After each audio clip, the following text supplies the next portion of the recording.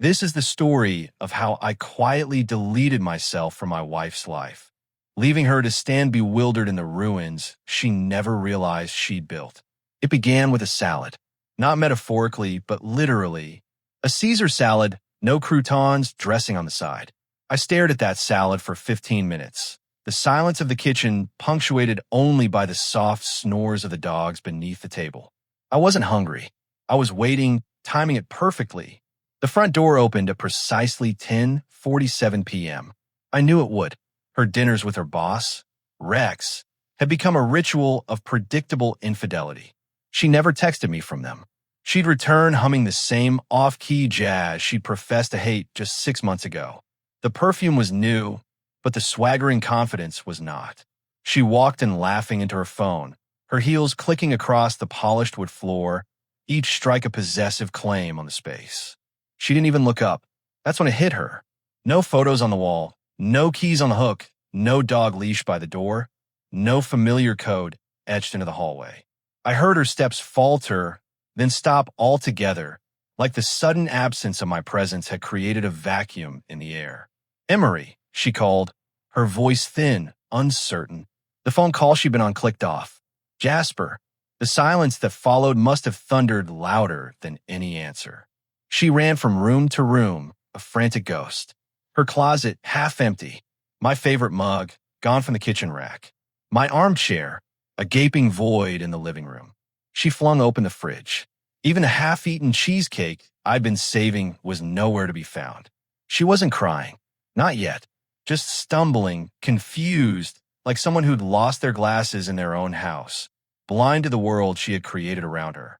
I watched it all unfold from the baby cam I had secretly reinstalled 2 days prior, streaming directly to my laptop. Her panic was a theatrical performance I'd seen before, when she'd been caught lying about her whereabouts last weekend. When I found the second toothbrush in her car, and she claimed it belonged to her coworker's niece. When lipstick-stained napkins appeared in her laundry basket not once, but twice. I never confronted her. I knew I wouldn't win. So instead, I crafted a different plan.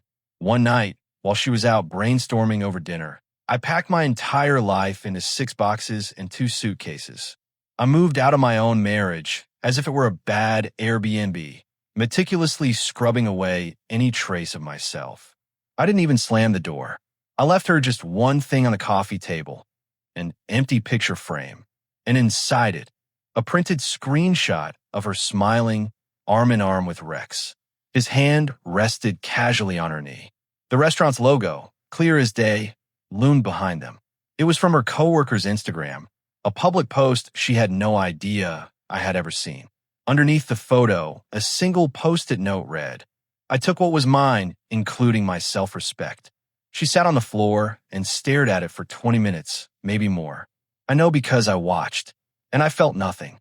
She sat there in the middle of the living room, a statue framed by the dim glow of the hallway light.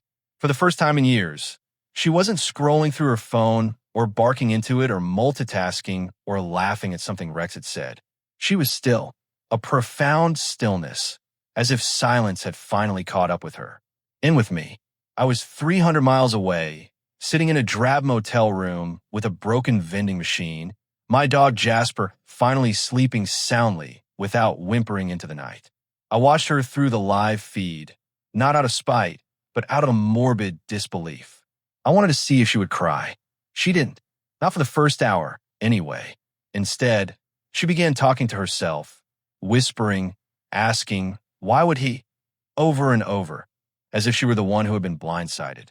That's what truly got to me. That was the part that made my chest ache. Not the betrayal itself. Not even the image of her with Rex, but her absolute unadulterated shock that I had finally done something for myself. As if it had never once crossed her mind that I could leave. I always folded, always forgave. When she told her mother I was too sensitive to handle real stress, I laughed it off. When she forgot our anniversary and casually remarked, "Well, we've had enough of them," I cooked dinner anyway. I let her reduce me to background noise in my own life. But it wasn't just about Rex. Not really. It was about how she looked at me less and less, only noticing me when I wasn't where she expected me to be. It was the way she never asked how my day was, because mine was always the same, while hers was filled with bold ideas and opulent dinners disguised as campaign discussions. What truly broke me wasn't the affair. It was the moment I realized she didn't even feel guilty, that somewhere along the way, she rewrote the story, casting me as the forgotten extra, the man who wouldn't understand her ambition, the man who stayed home in his slippers watching documentaries while she sparkled under city lights and dresses I never saw her wear twice. So I left. I didn't shout. I didn't burn anything down. I didn't make her beg. I simply vanished. And now, as she sat on the couch where we once cuddled watching bad horror movies, holding a photo of her with another man, I wondered if she'd finally realize what it meant to be truly alone. But I wasn't done yet. She hadn't found the second note. Not yet. She found the second note the next morning. I knew she would. It was taped under the ceramic sugar jar, the one she always tilted just so when making her French press coffee. Predictable. That's what made this all so clean, so surgical. I knew every step of her routine better than she knew it herself. The moment the note slipped loose and fluttered to the counter, she froze, staring at it like it was radioactive. She didn't open it right away. She walked circles around it, as if it were a ticking bomb. Then, finally, with one trembling finger, she peeled it open and read, "I stopped asking you to love me the moment I realized you didn't even like me." That line wasn't for drama. It was the truth, the rawest one I had. There's a moment in a relationship that nobody talks about. Not the fights, not the cheating, not even the lying. It's that moment when you look into the eyes of someone who once laughed at your dumbest jokes and see nothing. Not hate, not affection, just indifference. That moment breaks you quietly like frostbite. You don't even feel it until something fundamental stops working. I know exactly when it happened. 2 months ago, she came back from dinner with Rex, her cheeks flushed, smelling of a perfume I hadn't bought her. She dropped her heels by the door, looked right past me, and said, "You forgot to take the trash out again." That was it. No hello. No, how was your night? Just a command. As if my only purpose in her life was to keep the floors clean and the house quiet. So, I started listening more carefully, reading between the unspoken lines. I wasn't losing her to Rex. I'd lost her to someone far worse. The version of herself who decided I was disposable. And worse yet, she didn't even tell me. She let me rock quietly while she upgraded her life around me. New clothes, a new vocabulary, new ambitions. Rex, he was just a symptom, not the disease. Back in a motel, Jasper nudged his head into my lap, as if checking if I was okay. I wasn't, but I was free. For the first time in years, I wasn't waiting for her to come home. I wasn't hoping for some leftover affection to fall into my hands like crumbs. But Kendra had one more surprise coming. I didn't just leave her house empty. I left her life wide open, and someone was about to walk in. Kendra didn't know I'd spoken to her mother the night before I left, or that her mother had said in the coldest tone imaginable, "Maybe it's finally time." That sentence echoed in my head as I packed the last of my clothes. I wasn't expecting her to take my side. I just didn't expect her to sound so utterly unsurprised. She didn't even ask me what Kendra had done. She simply asked where I would go and if I needed help moving my boxes. That's when I realized even her own mother knew what I hadn't been willing to admit for years. I was never the main character in Kendra's life. I was the backdrop, the wallpaper. Back at the house, Kendra was starting to unravel. The baby cam's motion sensor pinged my phone at 3:13 a.m. I tapped into the feed and found her standing in the middle of the kitchen, barefoot, clutching the empty frame I'd left on the table. Her hands were shaking. It looked like she had tried to sleep, but couldn't. I watched her walk through every room as if she were hunting for clues, for a sign, for a reason. She opened the laundry hamper, pulled open drawers. She even checked the crawl space under the stairs. Maybe she thought I'd be hiding there, ready to jump out and say, "Just kidding. I only wanted your attention." But I wasn't coming back. That was the point. I didn't want her apology. I didn't even want her regret. I wanted her to feel what I'd been choking on for the past 2 years, the suffocating absence of care. At noon, her best friend, Bree, arrived. I saw her hug Kendra tightly, whisper something, and then glance around the house like she expected to see signs of violence. Kendra showed her the notes. Bree read them, then sat down and cried harder than Kendra did. Maybe she knew, or maybe she had seen it coming too. At one point, she mouthed the words, "You never told me it got this bad." Here's the twist. Bree was the one who had warned me last year. She pulled me aside after Kendra's birthday dinner and said, "She's drifting, Emorys. I don't think she knows how far." I thought Bree was exaggerating. I told her we were just going through a phase, but maybe I was the one drifting and she just let go of the rope first. I shut off the feed for good this time. I'd seen enough. Now it was time for her to see something I left behind, something she'd never expect. Kendra always said I was too sentimental. She'd roll her eyes when I saved handwritten cards or tagged her in memories from 8 years ago. "You live in the past, Emorys," she once snapped. "Maybe that's why you're always disappointed." But the irony is, she was the one who couldn't let go of appearances. And what I left behind wasn't sentimental at all. It was surgical, cold, calculated, something she'd never associate with me. The package arrived exactly 48 hours after I disappeared. I timed it, scheduled the drop before I even packed my first box, delivered straight to her office with no sender information. She'd open it at her desk, probably between meaningless calls and whatever fake laugh banter she was exchanging with Rex. Inside, neatly organized in a sleek leather binder, were 12 printed screenshots, each one a timestamp, a precise location, a damning conversation. See, I didn't hire a private investigator. I didn't need to. I used the apps she forgot were still linked to our shared account. Her calendar sync, her ride-share logs, her social media backup folder. She never logged out of anything. I was the one who set up her passwords years ago, thinking I was being helpful. Turns out, I was building the blueprint for her betrayal. She'd see the Lyft drop-offs at Rex's condo, the restaurant receipts that didn't match the company credit card, the blurry but unmistakable photo from his balcony where she stood barefoot, holding a wine glass and wearing a robe. Not mine. At the end of the binder, I included a typed letter. It wasn't angry. It wasn't even long, just one paragraph. The last line read, "You made me feel invisible, so I returned the favor. Let's see how well you handle being watched." There was no signature, just an empty page that followed. I never wanted revenge. That's not what this was. I didn't want her fired. I didn't even want her ashamed. What I wanted was silence. The kind of silence that rots under polished smiles. The kind that makes every word feel like it might crumble. And I wanted her to sit in that silence alone, just like I did. I didn't expect her to call, but she did. 5 times in a row, straight to voicemail every time.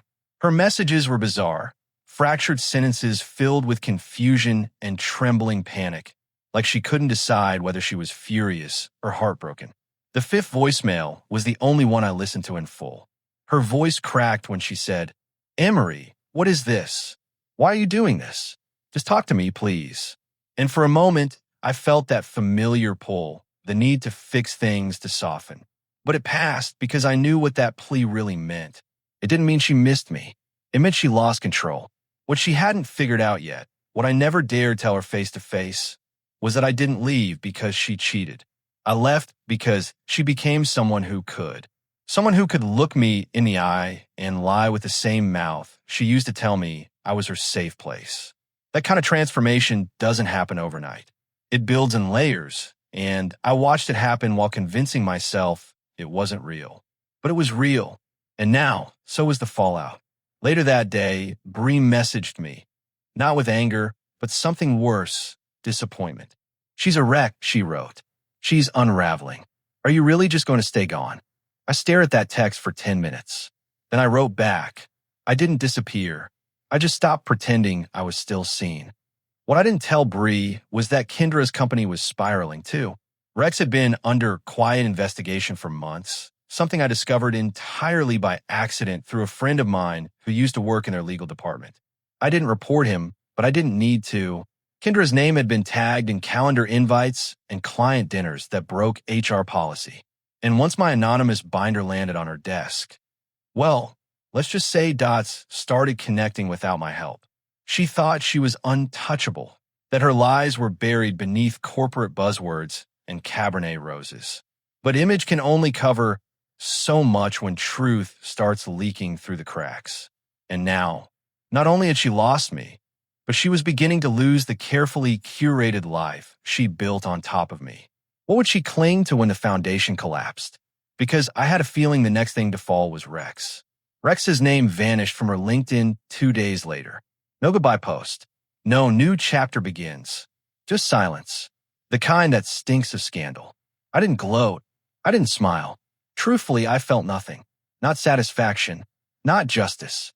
Just the kind of muted relief that reality was finally catching up to her. The same reality I'd been drowning in while she dined under soft lights and told herself none of it mattered as long as no one said it out loud. But that's the thing about secrets. They're never still. They breathe. And eventually, they scream. I'd rented a quiet studio above a bakery 2 towns over. Every morning smelled like cinnamon and burnt sugar. And for the first time in years, I slept through the night. Jasper adjusted faster than I did. He stopped waiting at the door. He stopped whimpering when the phone buzzed. I envied him. His loyalty hadn't been weaponized. His instincts hadn't been ridiculed. One morning, as I poured coffee into a chipped mug I found at a thrift shop, I got a new message. Not from Kendra, but from someone I hadn't expected, my old friend Malcolm. We hadn't talked much since the wedding. He and Kendra never really clicked. And slowly, like most things in my life, I let the friendship drift. But his message was simple. I saw what you did. You okay? That one line hit me harder than any voicemail from Kendra ever could. Not because it was dramatic, but because it noticed me. I told him the truth. That I wasn't okay. Not entirely, but I was better than I had been. That leaving wasn't victory. It was surgery.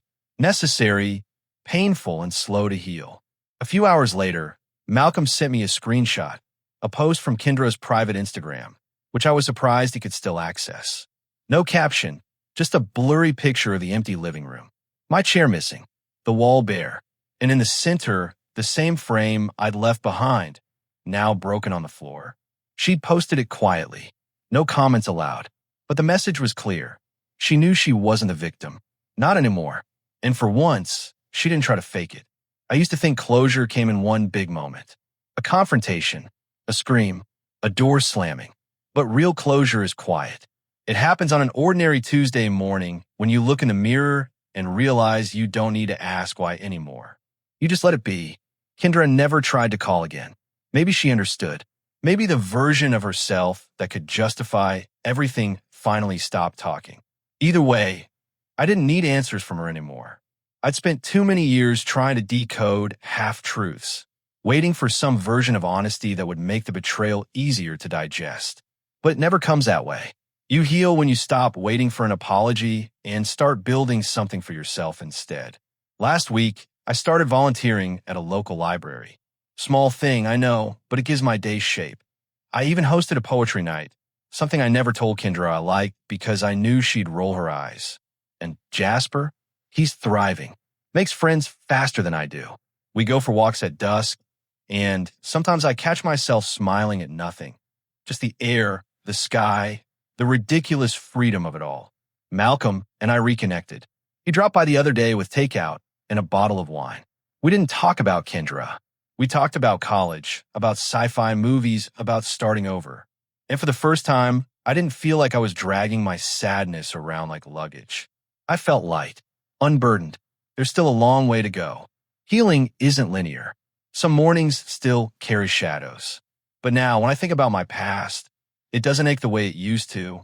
It just reminds me how far I've come. And maybe that's the best ending I could have asked for. Not revenge, not pity, just peace. Thank you for listening to my story. If you've ever gone through something that made you question your worth, know this.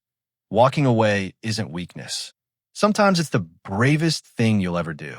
What difficult truth did you have to finally accept to find your own peace? Share your reflections in the comments below. You've been listening to Echo Tales. Until next time, stay true to your own story.